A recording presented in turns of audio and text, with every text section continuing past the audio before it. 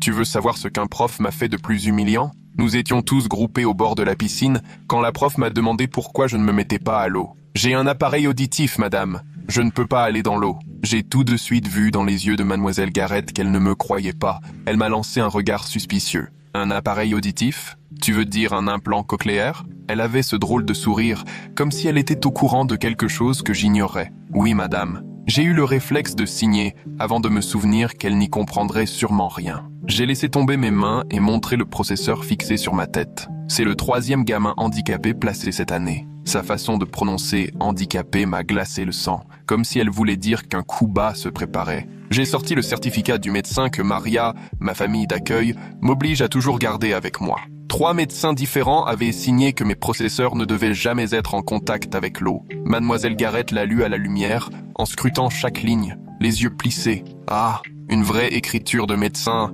Non, en fait, c'est même tapé à l'ordi. Elle m'a balancé un sourire de victoire. Ta famille d'accueil se croit maligne, visiblement. Je sentais ma gorge se nouer. Ma mère sait très bien. Ta mère? Elle a éclaté d'un rire forcé. Tu veux dire ta mère d'accueil? Ça fait quoi, 2 mois que tu vis chez elle? 3? J'ai senti mon visage s'embraser. Tu sais quoi? Il y a un truc qui me fait marrer. Mademoiselle Garrett agita mon certificat comme un drapeau. L'année dernière, j'ai démasqué la famille Johnson. Ils faisaient semblant que leur fils était autiste. J'ai fait économiser 50 000 € au collège. On m'a élu prof de l'année grâce à ça. Elle tapota fièrement son badge sur la chemise. Je reconnais les faux du premier coup. Elle s'est arrêtée pour scruter les autres élèves, tous muets, figés devant la piscine. Vous vous rappelez vos copains du mois dernier? Un seul signalement de ma part et ils étaient dehors. Certains d'entre eux se sont écartés, visiblement inquiets. On va prévenir ta mère. Je suis prête à parier qu'elle ne décrochera même pas. Elle t'a largué ici et elle t'a déjà oublié. J'avais envie de m'enfuir en courant, mais j'étais paralysé. La vie en foyer m'a appris que fuir, c'est risquer le pire ou finir ailleurs. J'entendais mon cœur cogner comme jamais, pendant qu'elle composait le numéro écrit sur mon attestation. Haut-parleur enclenché, le téléphone brandi comme une preuve. Maria, ici mademoiselle Garrett. Votre enfant placé refuse de se mettre à l'eau. Ça vous préoccupe au moins? Samuel a des restrictions médicales. Avant de jouer la mère inquiète, la coupée mademoiselle Garrett d'un ton sec, sachez que j'ai déjà repéré 7 faux certificats de handicap cette année. 7. On sait toutes les deux que vous n'allez pas me tenir tête. Pas envie de perdre votre agrément pour si peu, n'est-ce pas? Ne touchez pas au matériel médical de mon fils. La voix de Maria avait changé, ferme, assurée, comme celle qu'elle utilisait avec les assurances. Votre fils? Mademoiselle Garrett n'a pas attendu. Elle avait retrouvé toute son arrogance. Vous le connaissez depuis quoi? 8 semaines à peine. Une vraie mère serait déjà venue m'incendier. Vous devez être bien tranquille chez vous avec vos enfants à vous. Elle m'a fixé, volontairement. Allez, menacez d'appeler la police, voire même la presse. On sait toutes les deux que vous ne ferez rien. Les familles d'accueil ne vont jamais jusqu'au bout. Elle a raccroché avant même que Maria ne puisse répondre. Autour de la piscine, tout le monde s'était figé. La gêne et l'angoisse étaient palpables. Certains me jetaient des regards gênés, d'autres semblaient carrément apeurés. Josh, le quarterback de l'équipe, s'est approché de moi. « C'est pitoyable », a-t-il murmuré. Ça n'a pas échappé à mademoiselle Garrett. Son visage est devenu cramoisi. « Ah oui? Tu veux que je te montre qu'elle s'en moque éperdument ?» Elle est venue vers moi en arborant une expression qui m'a fait reculer. Si c'était vraiment son fils, je n'y toucherais même pas, non? Mais là, qu'est-ce que ça peut faire? Un gosse placé, elle en aura un autre le mois prochain. Elle m'a agrippé le bras. Impossible. Mais puisqu'à ses yeux je n'étais qu'un gamin de la DASS, elle a commencé à me tirer vers la piscine. Mes pieds glissaient sur le sol trempé. Je tentais de me débattre. Josh a voulu s'interposer. « Tire-toi !» a crié la prof. « Ce n'est pas normal !» a rétorqué Josh, la voix tendue et grave malgré ses mains tremblantes. J'ai dit « Dégage !» Elle l'a bousculé et m'a attrapé de nouveau. « Tu penses que ta mère va débarquer en furie? Même pas en rêve !» Et là, elle a tendu la main vers mon processeur. J'ai fait ce que j'ai pu pour éviter, mais elle a attrapé le câble et l'a arraché d'un coup sec. Une douleur brutale m'a déchiré le crâne, là où la bobine s'était détachée. J'ai tout de suite senti du sang chaud couler derrière mon oreille. Si elle t'aimait, elle serait déjà là, a lancé mademoiselle Garrett, brandissant mon processeur comme une victoire. En une seconde, tout est devenu flou. Le silence. La moitié du monde me parvenait comme à travers de la ouate. Le matériel médical de son fils? Regarde bien. Sans sourciller, elle l'a balancé dans la piscine. J'ai vu mon processeur à 8 000 € plonger, faire quelques bulles avant de s'éteindre, lumière comprise. Je me suis mis à pleurer, pas seulement à cause de la douleur ou du sang, mais surtout en repensant à tout ce qu'elle venait de dire. Chaque mot avait frappé plus fort que ses gestes. Et là, d'un seul coup, un grand vacarme. Les portes du gymnase ont claqué si fort qu'on a tous sursauté. Maria a déboulé. Je ne l'avais jamais vue courir comme ça. Elle a jeté un œil sur moi, sur le sang, puis dans l'eau où gisait mon processeur. Son visage a pris une expression inconnue. « Ah, vous voilà enfin » ricana mademoiselle Garrett. « Jolie mise en scène, mais on sait très bien que vous demanderez un nouveau placement aussi sec. » Maria n'a rien répondu d'abord. Elle a filé droit vers moi. Ses mains sont devenues toutes douces quand elle m'a touché la tête. Fouillant la blessure, ses doigts rouges de sang, elle a sorti des mouchoirs de sa poche et appuyé sur la plaie. « Je suis désolé », lui ai-je signé en tremblant. « Non, mon chéri, il en est hors de question. » Elle m'a répondu aussi en langue des signes, puis s'est relevée pour faire face à mademoiselle Garrett. Elle a levé un doigt dans sa direction, et tout de suite la prof s'est tue. Sa voix, calme et posée, avait ce ton intransigeant qu'elle prenait avec les services sociaux. Elle lui a interdit de dire un mot de plus, et il y avait dans son attitude une force qui a littéralement fait reculer mademoiselle Garrett. Maria est restée juste à côté de moi, la main posée sur mon épaule, me guidant tranquillement vers la sortie, pendant que Josh se faufilait de l'autre côté, le téléphone serré contre lui, la diode rouge de l'enregistrement bien visible. On a traversé le couloir parmi les élèves qui s'écartaient sur notre passage, chuchotant derrière nous comme un fond de parasites. Dès qu'on a poussé la porte de l'infirmerie, cette odeur mêlée de désinfectant et de vieux papier s'est imposée et Madame Hines, l'infirmière, a relevé la tête immédiatement. D'un coup d'œil, elle a repéré ma blessure et elle s'est levée aussi sec, enfilant déjà ses gants avant même que Maria puisse parler. Elle m'a emmené jusqu'à la table d'examen, ajustant ma tête tout en douceur pour examiner la plaie de plus près. D'un geste méthodique, elle a pris 3 photos pour documenter le sang et la zone écorchée, puis elle a tout noté soigneusement dans son registre. L'heure, la nature de la blessure, les mouchoirs déjà traversés par le sang. Maria est restée debout à mes côtés, toujours cette main rassurante sur mon épaule, pendant que Madame Hines s'occupait de la désinfection, avec un produit qui m'a arraché une grimace tant ça piquait. Mes mains tremblaient, posées sur mes genoux, impossible de les maîtriser, incapable de faire taire ce bourdonnement sourd dans ma tête, ou d'oublier la sensation des doigts de Missy Garrett tirant sur le fil. L'infirmière a pressé une compresse sur la blessure puis l'a fixée avec du sparadrap, tout en continuant ses relevés, notant cette fois l'emplacement exact et la taille de la plaie. Pendant ce temps, Maria avait déjà dégainé son téléphone, prenant ce ton déterminé et professionnel pour appeler quelqu'un et commencer à parler dossier, compte rendu et formalités administratives. L'infirmière finissait de tout ranger quand le proviseur Hartman a fait son entrée, l'air contrarié comme s'il aurait préféré être ailleurs. Maria ne lui a laissé aucune ouverture, lui tendant sans hésiter son téléphone pour montrer les photos de ma blessure et sans perdre de temps, dérouler jusqu'à celle du processeur au fond de la piscine. Hartman a tenté de parler d'enquête à ouvrir, de points à clarifier, mais Maria l'a coupé net en annonçant qu'on se rendait aux urgences dans l'immédiat et qu'il aurait très bientôt de nos nouvelles. Elle gardait une voix posée, mais on sentait une fermeté froide dans chacun de ses mots.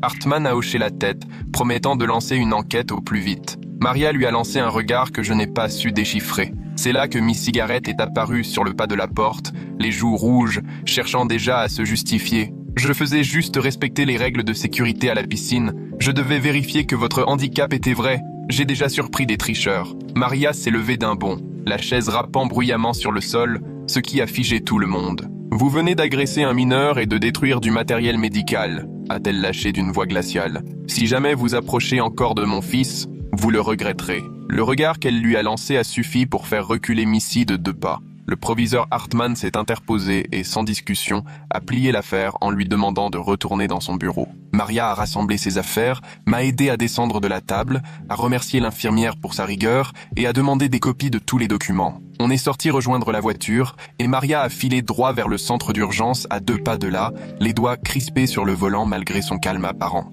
Dans la salle d'attente, on baignait dans une odeur de gel hydroalcoolique et de revue jaunie, mais l'attente n'a pas duré. Le médecin, un homme âgé aux cheveux gris et petites lunettes pendues à une chaîne, a examiné mon crâne avec d'infinies précautions. Il a demandé ce qui s'était passé et Maria a tout relaté dans le détail. Je voyais son visage se fermer de plus en plus à mesure qu'elle décrivait ce que Missy Garrett m'avait fait. Il a pris des notes très précises sur sa tablette. Arrachement traumatique d'un dispositif médical, blessure causée par un membre du personnel. Puis il a désinfecté à nouveau, posé un pansement bien plus solide et expliqué qu'il faudrait surveiller la cicatrisation et voir mon audioprothésiste au plus vite pour l'implant. Il a imprimé son rapport, le remettant à Maria en précisant que ce document serait précieux pour la suite, avec un ton qui ne laissait aucun doute sur sa compréhension de la gravité des faits. Maria l'a remercié et nous sommes sortis vers la voiture. J'ai tenu bon jusqu'au moment où je me suis effondré côté passager, submergé par les larmes. Des sanglots si puissants qu'il n'y avait plus de mots,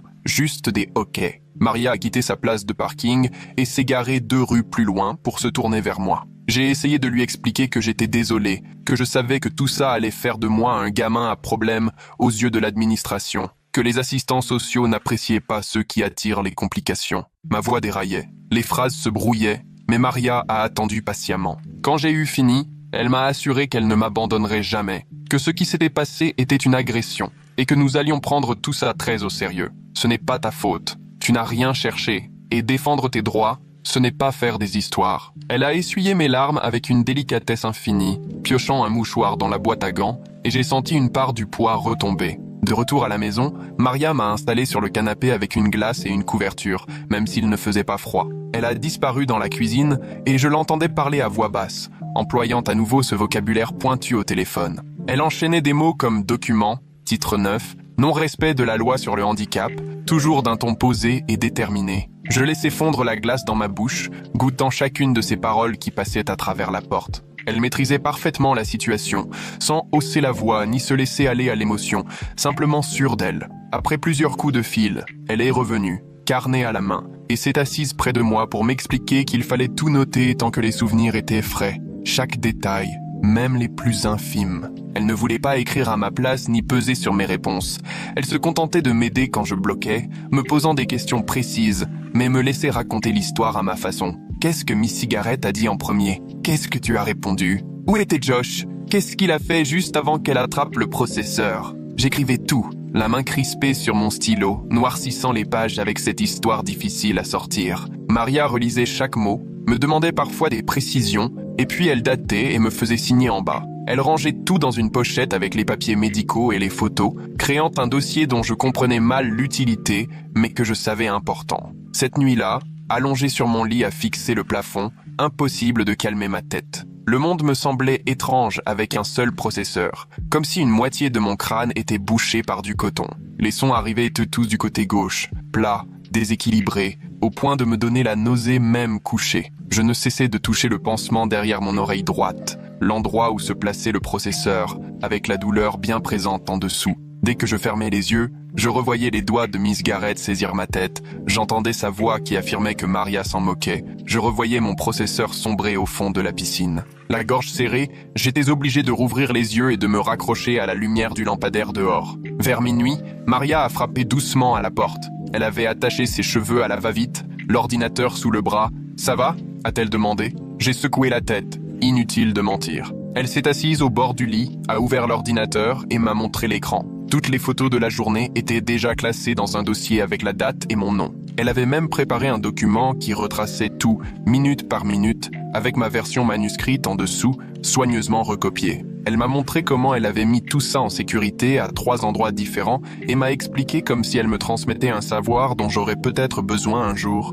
Je la regardais faire, naviguer dans ses fichiers et j'ai senti un poids en moi s'alléger. Parce qu'en voyant toutes ces preuves soigneusement rangées, je me disais que ça voulait vraiment dire quelque chose. Le lendemain matin, c'est la voix assurée de Maria, celle qu'elle prenait pour les choses sérieuses, qui m'a réveillé depuis le rez-de-chaussée. Je suis descendu, elle était à la table de la cuisine, téléphone à l'oreille, elle m'a fait signe de m'asseoir sans interrompre sa conversation. Quand elle a cité le nom de Derek Scanlon, j'ai senti tout mon corps se tendre. Les gens de l'aide sociale à l'enfance n'appelaient que pour annoncer une galère, fin de placement, nouveau foyer ou dépôt de plainte. Maria a vu mon visage sans doute, car elle a attrapé ma main et l'a serrée, puis a mis l'appel sur haut-parleur. Derek a demandé si c'était un bon moment pour discuter. Maria a répondu « Oui, Samuel est là, près de moi ». Mon cœur cognait à tout rompre pendant qu'il expliquait que le lycée avait fait un signalement pour ce qui s'était passé à la piscine et qu'il devait s'assurer du suivi. Il m'a demandé directement si je me sentais en sécurité chez Maria. J'ai répondu oui,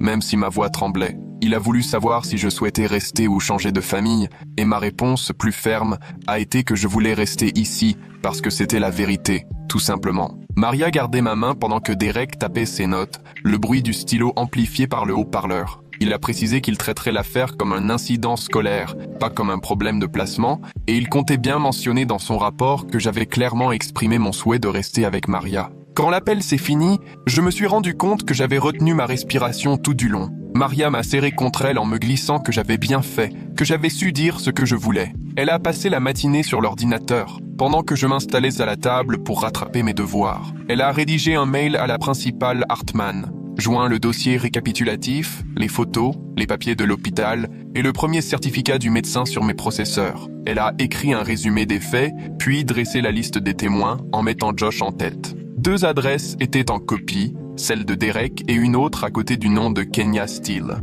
Maria m'a expliqué que Kenya était engagée pour la défense des droits des personnes en situation de handicap, surtout pour les jeunes dans des situations comme la mienne, et qu'il nous fallait l'avis de vrais spécialistes. Elle a demandé un entretien urgent pour discuter des suites à donner et a envoyé le mail avant même que j'ai eu le temps de douter. Mon ventre se nouait, parce qu'au fond, j'avais peur qu'à force de faire du bruit, on m'étiquette comme un gosse à problème. Mais Maria gardait son air calme et déterminé, comme si ça n'était pas la première fois qu'elle menait ce genre de bataille.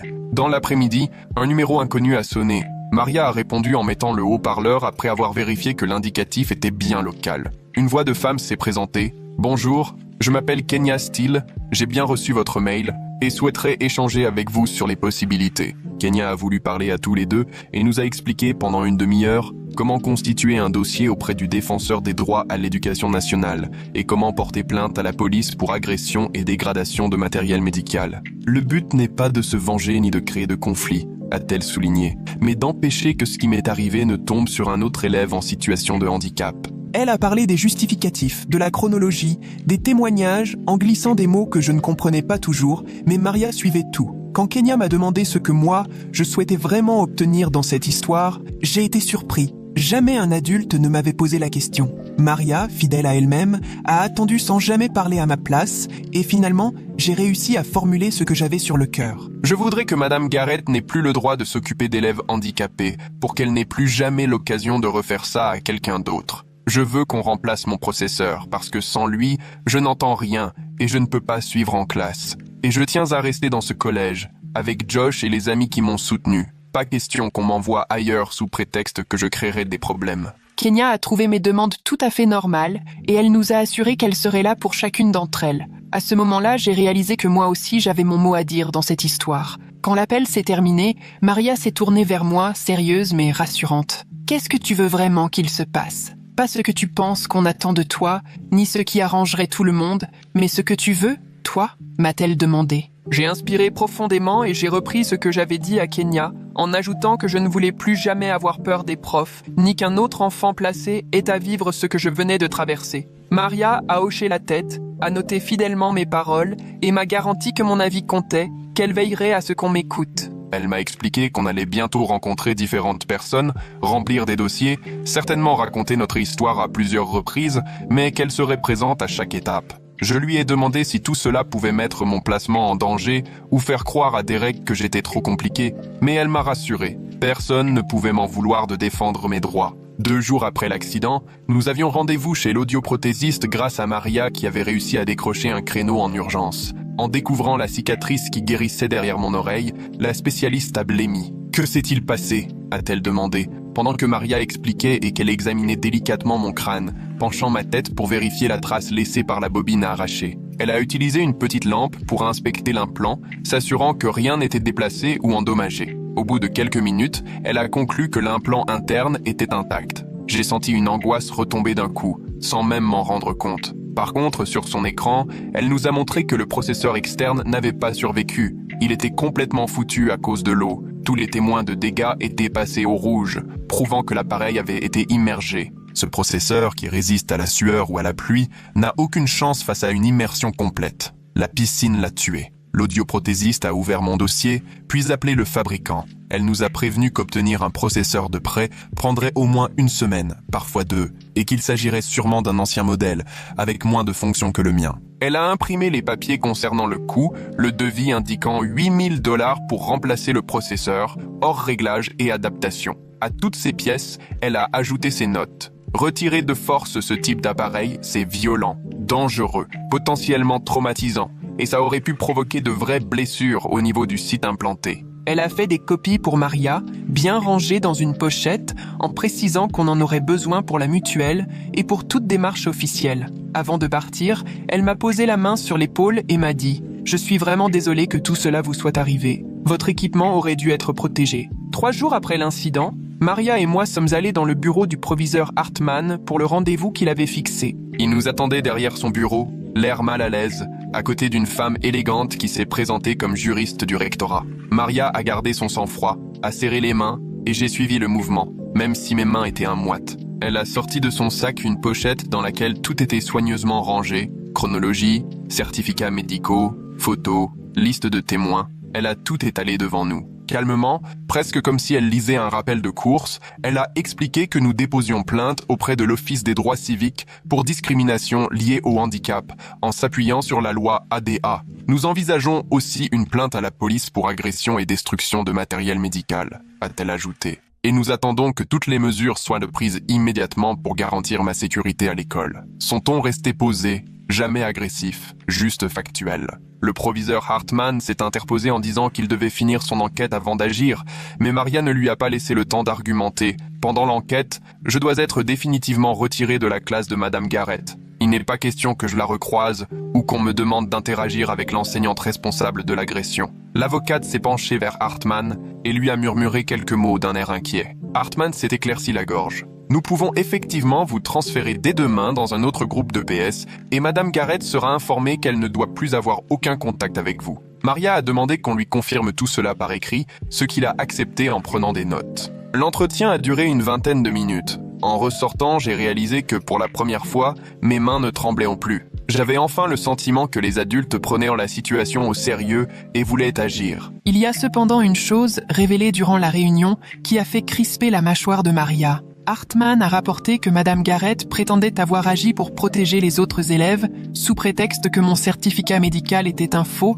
et que je simulais mon handicap pour éviter la piscine. Maria n'a pas crié, mais elle a sorti 3 lettres, chacune émanant d'un médecin différent, sur papier à en-tête et avec tous les logos officiels. Ces lettres décrivaient précisément mes implants cochléaires, l'opération que j'avais subie à 3 ans, et expliquaient pourquoi mon matériel ne devait surtout pas être exposé à l'eau. L'une des lettres comprenait même des radios du crâne, sur lesquelles on voyait très distinctement les éléments internes de l'implant. Au fil de la lecture, j'ai vu le visage de Hartmann se transformer, tandis que l'avocate, elle, se mettait soudain à prendre des notes à toute vitesse. « Vous estimez que ces lettres sont fausses ?» a demandé Maria. Hartmann a admis que non. 3 jours plus tard, un certain Federico Costa nous a appelés à la maison. Maria a passé le téléphone en haut-parleur. Il s'est présenté comme l'enquêteur officiel mandaté par le rectorat pour suivre ce dossier. Sa voix était calme, professionnelle, loin du ton fuyant ou exaspéré que je redoutais. Il a souhaité organiser des entretiens avec moi et les élèves témoins. Maria a aussitôt insisté pour que tout soit formalisé par écrit,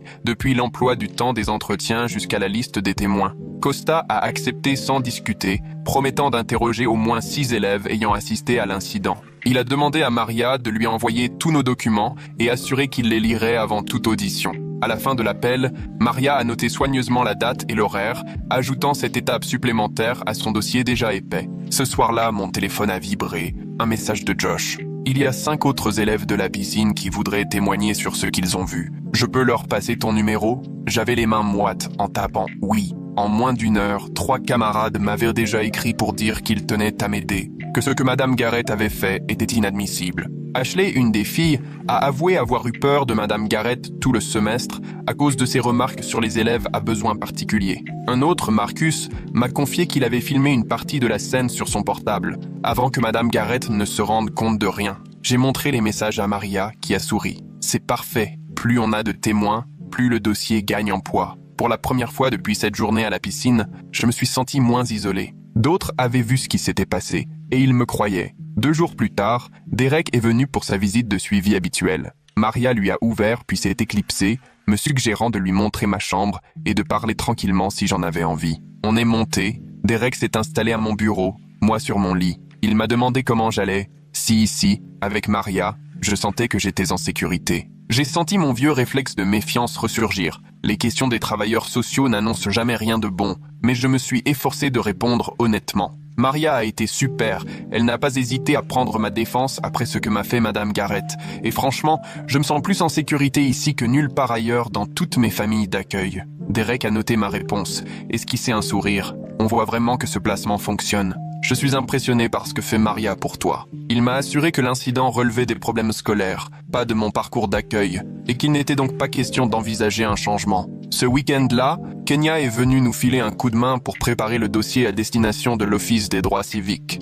Elle a étalé tous les papiers sur la table de la cuisine en nous expliquant ce qu'il fallait y inclure. Puis elle m'a soufflé. Tu veux écrire une partie toi-même, raconter comment tu l'as vécu, ce dont tu as besoin de la part de l'école? Maria m'a prêté l'ordinateur, je suis resté un peu à fixer l'écran vide, puis je me suis lancé. J'ai parlé de ma peur de faire confiance aux adultes, après tant de déceptions en famille d'accueil. J'ai raconté comment Madame Garrett avait confirmé toutes mes pires craintes, en attrapant mon processeur et en affirmant que Maria ne se souciait pas vraiment de moi. Mais j'ai aussi expliqué que Maria, elle, m'avait démontré que certains adultes savent vraiment protéger les enfants, qu'elle s'était battue pour moi, alors que je n'étais chez elle que depuis quelques mois. Kenya a lu ce que j'avais écrit et m'a dit que ça donnait du poids au dossier, que le témoignage direct des élèves victimes de discrimination avait un impact différent. La plainte a été déposée officiellement le lundi suivant. Kenya nous a guidés pas à pas dans la procédure de soumission en ligne, en précisant qu'on aurait affaire à des délais de plusieurs mois, jamais de simples semaines,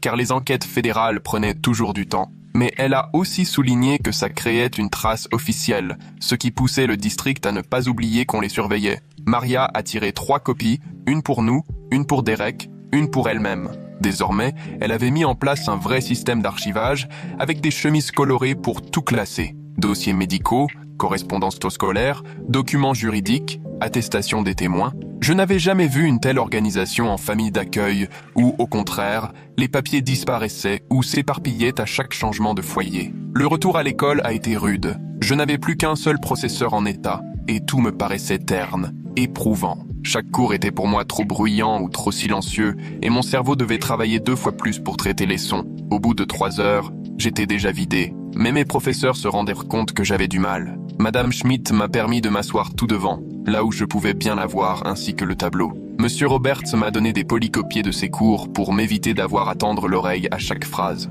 Quant à Coach Williams, le nouveau prof de PS, il m'a demandé quelles adaptations il me fallait et surtout, il m'a vraiment écouté quand je lui ai présenté mon matériel. Des petits ajustements qui, en vérité, rendaient chaque journée nettement plus supportable. Costa, de son côté, a fixé mon entretien pour un jeudi après les cours. Maria m'a accompagné et on nous a installés dans une salle de réunion du bureau du district. Costa avait devant lui son ordinateur portable et un carnet couvert d'annotations. Il m'a demandé de tout raconter dans le détail, depuis la première remarque douteuse de Madame Garrett à propos de mon certificat médical. Il cherchait à obtenir des phrases précises, il voulait que je me souvienne de ce qu'elle avait dit sur les familles d'accueil ou les soi-disant faux handicaps. Il griffonnait tout, sans jamais m'interrompre ni me faire sentir qu'il doutait. Quand j'ai raconté la façon dont elle s'était emparée de mon processeur, il m'a demandé de préciser la chronologie et si quelqu'un était intervenu. J'ai parlé de Josh, qui avait tenté de s'interposer, et de la façon dont Madame Garrett l'avait sèchement repoussé. Costa a pris des notes très détaillées à ce sujet aussi.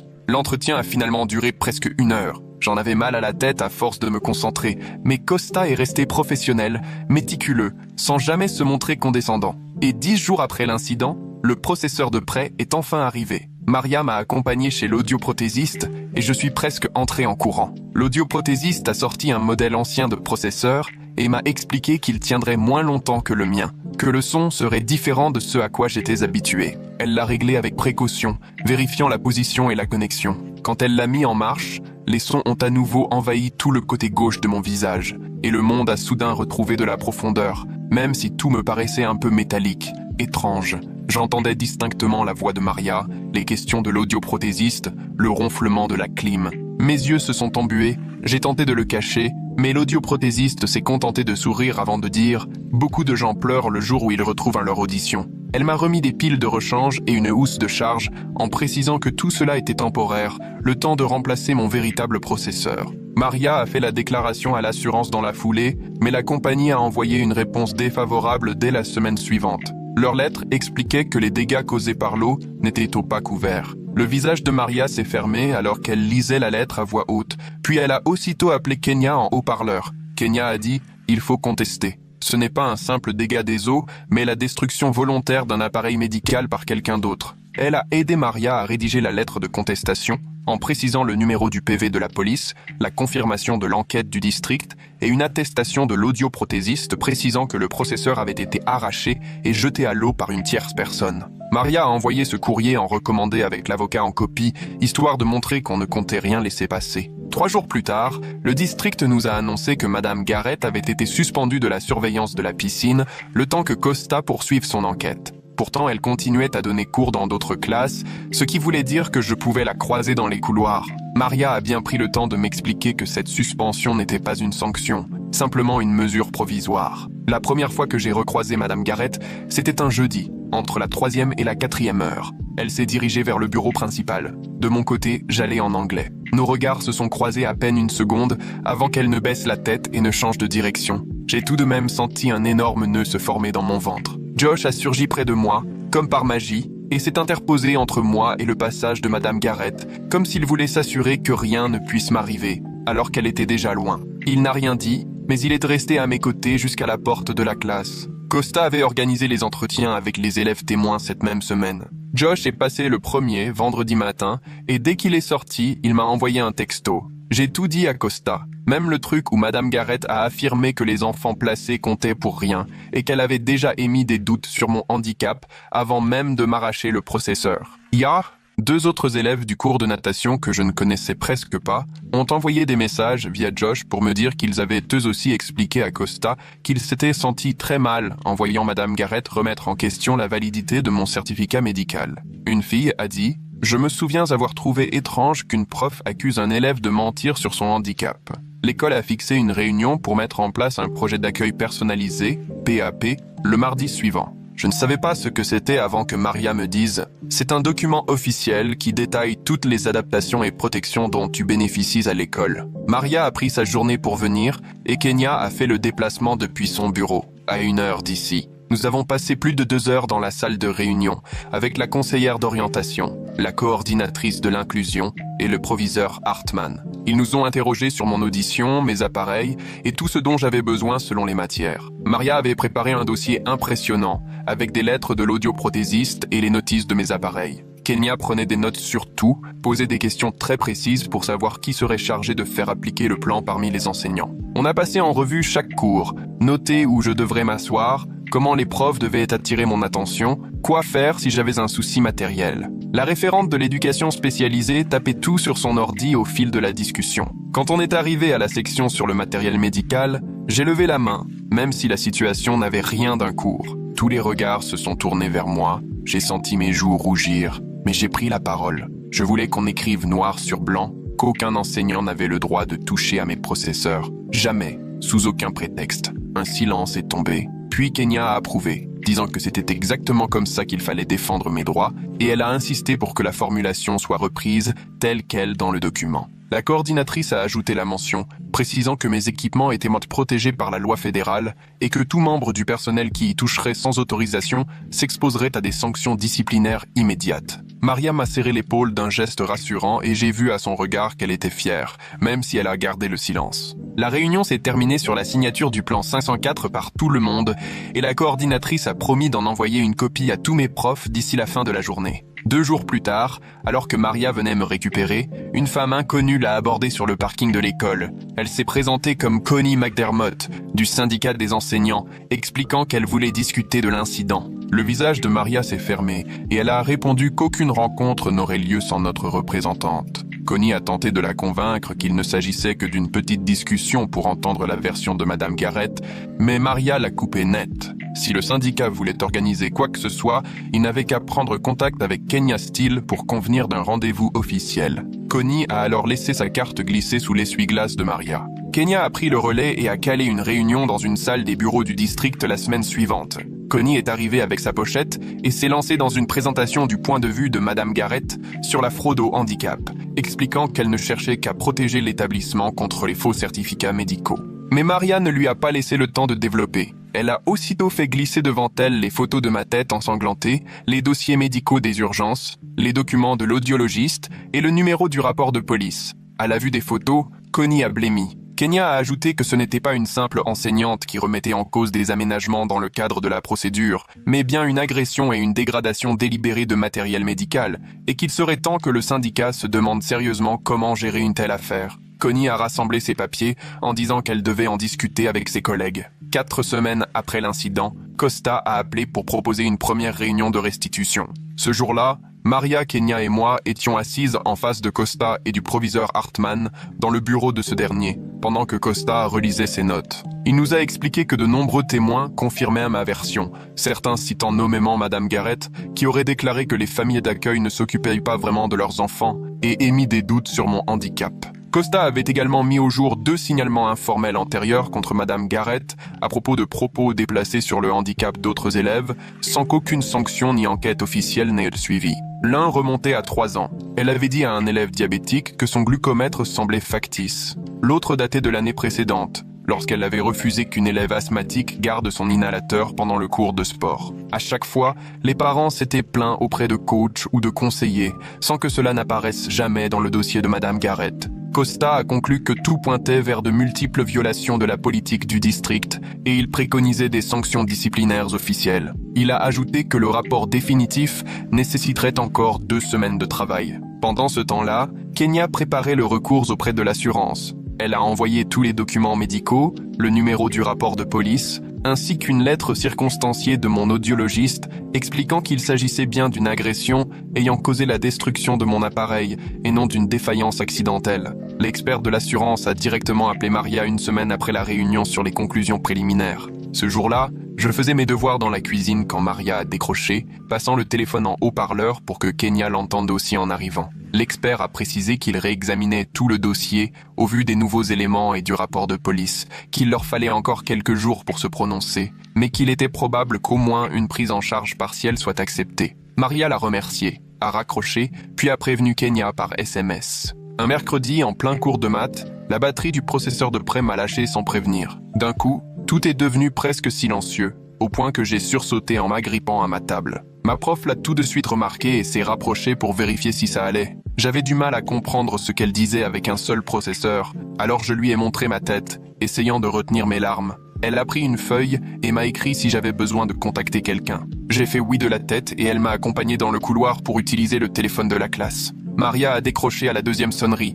Je lui ai expliqué d'une voix tremblante ce qui venait d'arriver. Elle m'a guidé, pas à pas, pour sortir l'étui à pile de mon sac et remplacer la batterie du processeur. Sa voix restait posée, rassurante, répétant que j'étais en sécurité et qu'il ne s'agissait que d'un problème technique, rien à voir avec une nouvelle agression. Au moment où j'ai remis la batterie et retrouvé l'audition, j'ai eu l'impression de pouvoir respirer de nouveau. Maria est restée quelques instants au bout du fil, juste pour s'assurer que tout allait bien avant que je retourne en classe. Ma prof avait déjà expliqué aux autres élèves que j'avais eu un souci avec mon appareil, et tout le monde a été d'une bienveillance exemplaire à mon retour. Le conseil d'administration de l'école se réunissait tous les 3e jeudis du mois, et Maria a suggéré qu'on prenne la parole lors de la séance publique pour raconter ce qui s'était passé. Kenya m'a aidé à préparer un texte, chronométré à 3 minutes pile à voix haute. Le soir venu, Maria et moi attendions dans le public. Kenya à nos côtés, jusqu'au début des questions du public. J'avais les mains qui tremblaient en marchant jusqu'au micro devant la salle pleine. J'ai lu mon texte sur mon sentiment d'insécurité à l'école,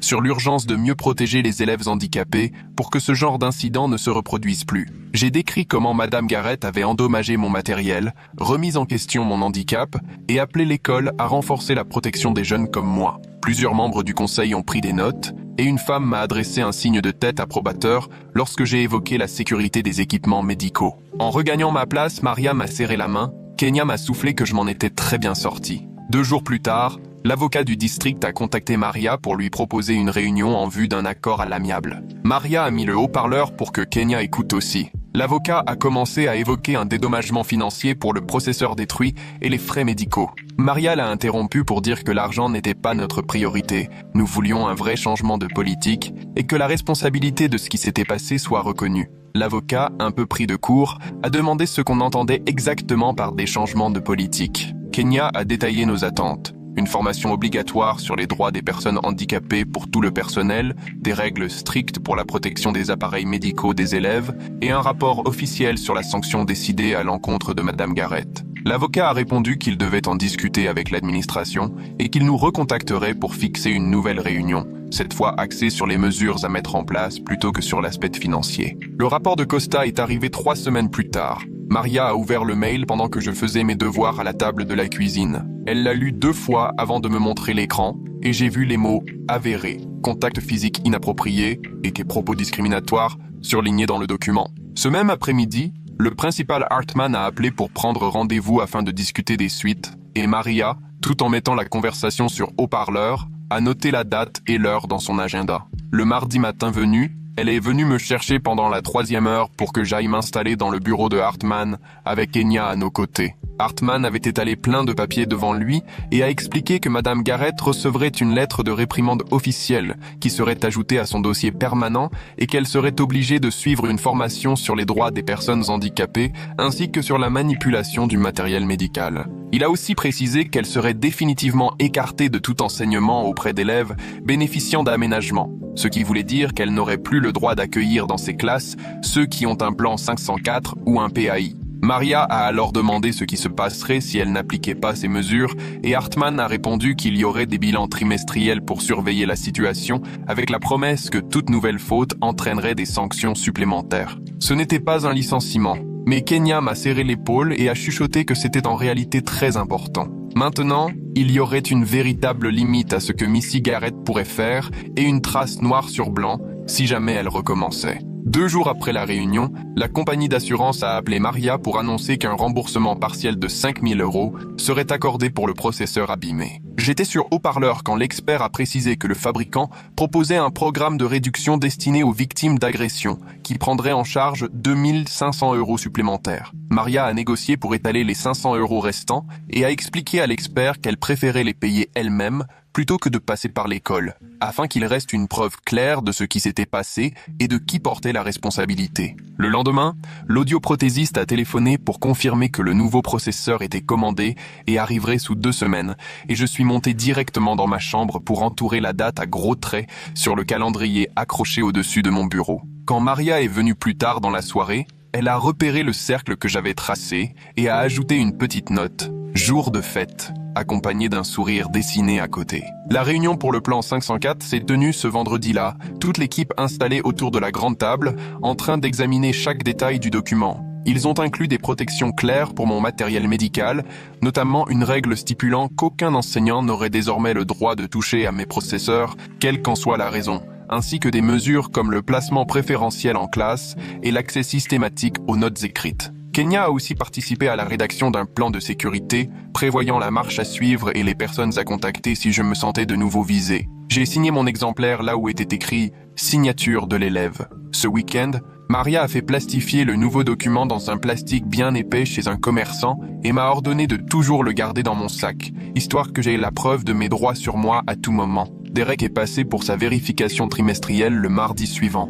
Il est resté avec moi dans le salon, me posant ses questions habituelles sur mon moral et mon sentiment de sécurité. Je lui ai raconté l'enquête, la réunion de suivi et comment Maria avait été présente de bout en bout. Il a tout consigné sur sa tablette avant de s'entretenir à part avec Maria dans la cuisine, où je l'ai entendu évoquer son implication remarquable. Avant de partir, il m'a dit qu'il recommandait le maintien du placement à long terme, ce qui m'a franchement réchauffé le cœur, d'une manière inhabituelle pour moi. Le lendemain au collège, Josh m'a fait signe de venir déjeuner avec lui à sa table, entouré des autres garçons de l'équipe de foot US, et à peine assis, l'un d'eux m'a interrogé sur mon processeur. J'ai raconté ce qui s'était passé, sans ressentir le besoin de cacher quoi que ce soit, et Marcus a évoqué sa sœur, qui porte un appareil auditif, en ajoutant que chez lui, sa mère aurait littéralement explosé si un prof l'avait touché. Tous autour de la table étaient d'avis que Missy Garrett était allée trop loin, puis Josh a naturellement fait glisser la conversation vers le prochain match, comme si tout cela n'était qu'un sujet parmi d'autres. De son côté, Kenya a transmis à Maria un mémo du rectorat à propos de la nouvelle formation obligatoire sur les droits des personnes handicapées, en précisant que ce changement de politique venait directement de mon dossier. Maria l'a imprimé et rangé soigneusement dans notre classeur, et je l'ai vue sourire lorsqu'elle a rangé le document dans le tiroir. Quelques jours plus tard, une lettre est arrivée, l'adresse de l'avocat du district indiquée en expéditeur. Maria l'a ouverte et a découvert des excuses officielles de Missy Garrett tapées à l'ordinateur sur du papier à en-tête. Elle m'a demandé si je voulais la lire et, après avoir réfléchi un instant, j'ai décidé que non. Ce qui comptait désormais, ce n'étaient plus ces mots, mais les changements qui avaient eu lieu parce que j'avais osé parler. Le nouveau processeur est arrivé exactement 2 semaines après la commande et Maria m'a accompagné chez l'audioprothésiste après les cours. Celle-ci a ouvert la boîte avec soin, m'a présenté l'appareil avant de l'installer sur ma tête, puis a ajusté tous les réglages sur son ordinateur. Elle a testé différents sons et volumes jusqu'à ce que tout soit parfaitement équilibré de chaque côté et j'ai senti les larmes me monter aux yeux en retrouvant enfin une audition normale. Maria a pris une photo de moi, rayonnant avec le nouveau processeur, disant qu'elle voulait garder un souvenir de ce moment. Ce soir-là, Maria a préparé tous les papiers sur la table de la cuisine et a tiré une chaise pour que je m'installe. Le formulaire de garantie était là, avec une vingtaine de champs à remplir et des instructions presque microscopiques. Elle m'a tendu le stylo et m'a montré la première case, celle qui demandait le numéro de série et la date d'achat. J'ai scruté la boîte pour recopier fidèlement chaque numéro sous son regard attentif. Elle n'a rien rempli elle-même, mais est restée auprès de moi pour m'expliquer à quoi servait chaque question et pourquoi il fallait fournir ces infos-là. Les formulaires d'assurance étaient encore plus épais, avec des questions sur la nécessité médicale et les informations du fournisseur, ce qui m'a obligé à aller retrouver certains codes sur les documents de l'audioprothésiste. Maria m'a montré comment chercher tout ça dans notre classeur et comment associer correctement les codes aux bonnes cases. Ma main s'est raidie après la 3e page, mais j'ai poursuivi parce qu'elle m'assurait qu'il fallait que j'apprenne à faire tout cela par moi-même. Elle m'a expliqué que les adultes en situation de handicap devaient toujours se débrouiller seuls avec leurs papiers et que plus j'aurais ces réflexes tôt, plus ma vie serait simple. J'ai signé en bas du dernier formulaire et Maria a vérifié que tout était en ordre avant de tout glisser dans les enveloppes déjà timbrées. Elle m'a laissé le soin d'aller les poster tout au bout de la rue et j'étais fier de les glisser dans la boîte aux lettres, même si ce n'était que des démarches administratives. 2 jours après, Maria m'a lancé « Tu veux sortir après les cours ?» et j'ai accepté sans demander où elle comptait m'emmener. Elle a filé vers l'école, s'est garée près du gymnase et j'ai compris d'un coup où elle voulait aller. Mon cœur s'est serré, la piscine était vide, les cours de PS terminaient depuis longtemps. Maria est entrée la première, je l'ai suivie jusqu'au gradin et on s'est assises toutes les deux, en silence. Mon cœur battait à tout rompre, je le sentais jusque dans la gorge et mes mains étaient moites. Avec personne dans l'eau, la piscine avait l'air paisible, presque banale. Je fixais l'endroit où mon processeur avait coulé, sentant ma respiration s'accélérer. Maria ne disait rien, mais elle s'est rapprochée au point que nos épaules se touchaient. J'ai compté jusqu'à 63 fois dans ma tête, le temps que mon rythme cardiaque reprenne enfin un tempo normal. On est resté une quinzaine de minutes comme ça, puis Maria m'a demandé doucement si j'étais prêt à partir. J'ai acquiescé, on a quitté les lieux ensemble, et même si je me sentais encore un peu fébrile, au fond, ça allait. Elle n'a pas cherché à dramatiser les choses, ni à me pousser à parler. Elle nous a simplement ramenés à la maison et s'est mise à préparer le dîner, tout naturellement. Le lundi suivant, le principal Hartmann m'a appelé au bureau via l'interphone, pendant les maths. J'avais la boule au ventre en rassemblant mes affaires, persuadé qu'être convoqué ne présageait rien de bon. J'ai descendu le couloir, sur le qui-vive. Sa secrétaire m'a fait signe d'entrer et il s'est levé pour m'accueillir. Je me suis assis, un peu raide, là où il me l'indiquait. Il a dégagé sa voix et m'a dit vouloir s'excuser personnellement de ne pas avoir mieux assuré ma sécurité lors de l'incident. Il a expliqué que, désormais, le rectorat imposait de nouvelles règles concernant les équipements médicaux et les dispositifs pour les élèves en situation de handicap. Désormais, les profs n'avaient plus le droit de toucher aux appareils médicaux, ni même d'interroger à leur sujet, sous peine de sanctions lourdes. Il m'a demandé si je me sentais plus en sécurité depuis ces changements. J'ai réfléchi un instant avant de lui répondre franchement que oui, dans l'ensemble, je me sentais plus en sécurité, même si certains jours, je restais un peu tendu avec des enseignants que je connaissais mal, mais ça allait de mieux en mieux. Hartmann a hoché la tête et m'a assuré que sa porte m'était toujours ouverte au moindre besoin. Il m'a remis un mot de retour en classe et je suis reparti le cœur plus léger qu'à l'aller. Ce même après-midi, Kenya a appelé Maria avec des nouvelles sur la plainte auprès de la Commission pour l'égalité des droits. J'étais sur le canapé, en train de faire mes devoirs, lorsqu'elle a mis l'appel sur haut-parleur. Kenya nous a expliqué que le rectorat s'était engagé à revoir toutes ses politiques relatives aux équipements médicaux et à la prise en charge du handicap, dans le cadre d'un accord en bonne et due forme. Cet accord imposait une formation obligatoire de l'ensemble du personnel, ainsi que la mise en place de procédures claires pour gérer les besoins médicaux. Kenya a ajouté que tout cela créait un précédent pour protéger d'autres élèves, pas seulement moi, et rien que d'y penser, ça m'a réchauffé le cœur. Ce qui m'était arrivé servirait, peut-être, à éviter que d'autres vivent la même chose. Maria a vivement remercié Kenya pour tout, et j'ai ajouté un mot pour la remercier aussi. Quand l'appel s'est terminé, Maria a imprimé l'accord et l'a rangé soigneusement dans notre classeur de documents, puis elle m'a montré le passage qui parlait précisément des implants cochléaires et des autres dispositifs médicaux. Jeudi après-midi, Derek est passé pour ce qu'il appelait sa visite de suivi habituelle. Il s'est installé avec Maria à la table de la cuisine pendant que j'avalais mon goûter en vitesse. Il avait apporté des papiers pour la prolongation de mon placement en famille d'accueil que Maria a examiné attentivement. Mais elle a fait alors quelque chose à laquelle je ne m'attendais pas. Elle m'a regardé droit dans les yeux et m'a demandé si, plus tard, je voudrais qu'elle envisage l'adoption. J'ai senti ma gorge se serrer, incapable de répondre sur le moment. Et Derek a attendu calmement que je prenne le temps de réfléchir. J'ai fini par avouer que je n'étais pas prêt à donner une réponse pour l'instant, la voix tremblante. Maria a hoché la tête, m'a assuré que c'était tout à fait normal, que rien ne pressait et qu'on aurait tout le temps d'y penser.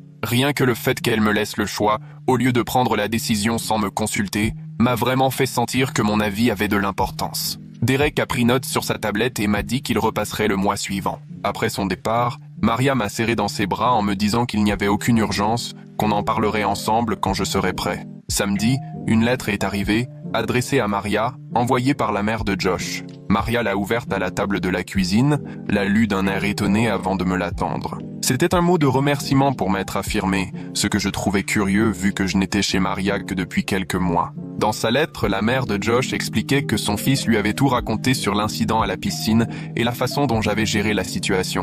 Elle disait être reconnaissante que Maria m'aide à apprendre à me défendre. Maria m'a montré la lettre à nouveau et m'a dit qu'elle était fière du courage dont j'avais fait preuve durant toute cette histoire. Je l'ai regardée et, pour la première fois, j'ai compris qu'elle le pensait vraiment. Elle ne disait pas ça juste pour me réconforter. Elle était sincère. Ma séance chez la psy, le mardi après-midi, n'a pas eu la même tournure que d'habitude. Elle m'a demandé d'écrire une lettre à mon moi du futur, pour raconter ce que j'avais traversé. Je suis resté un long moment face à la page blanche, puis j'ai commencé à raconter ma peur quand Missy Garrett avait attrapé mon processeur, la frayeur que j'avais eue à l'idée que parler puisse me faire changer de famille. J'ai écrit aussi que, parfois, les adultes écoutent vraiment et protègent.